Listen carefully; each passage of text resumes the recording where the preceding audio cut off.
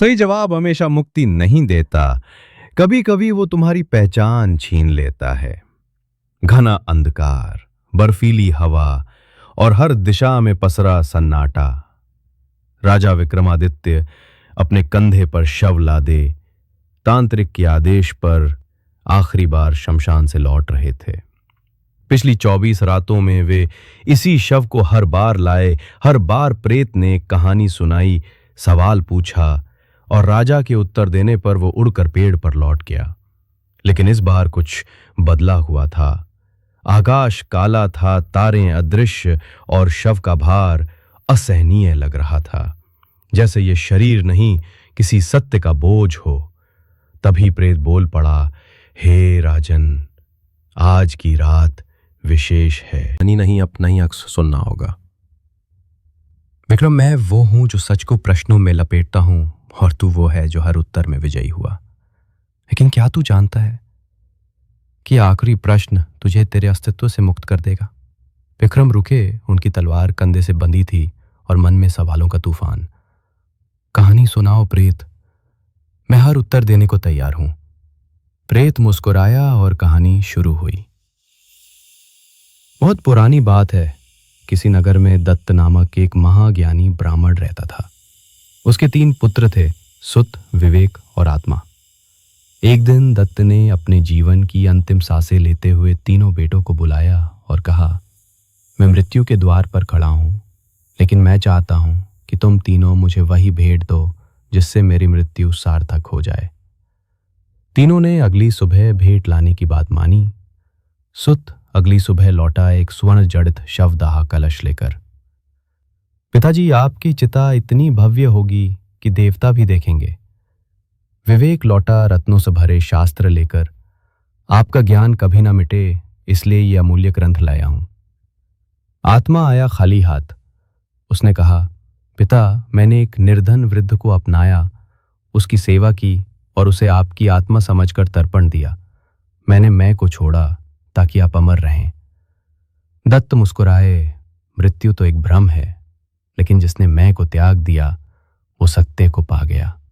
प्रेत रुक गया और फिर उसी शांत आवाज में बोला, तो विक्रम, तू बता, तीनों में से कौन पुत्र सबसे योग्य था?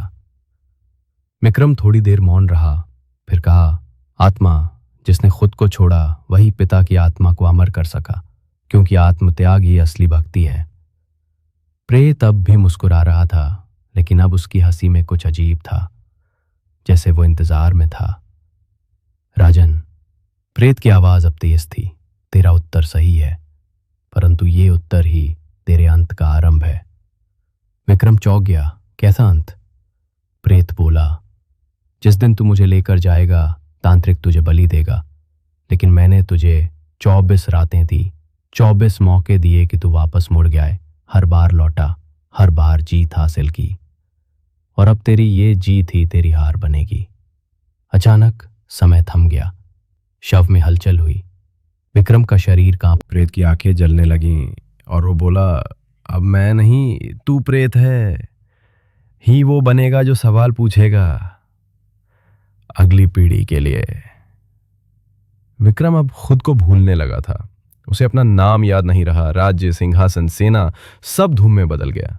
एक तूफान उठा और वो उज्जैन के राजमहल से हटकर एक निर्जन वट वृक्ष के नीचे था।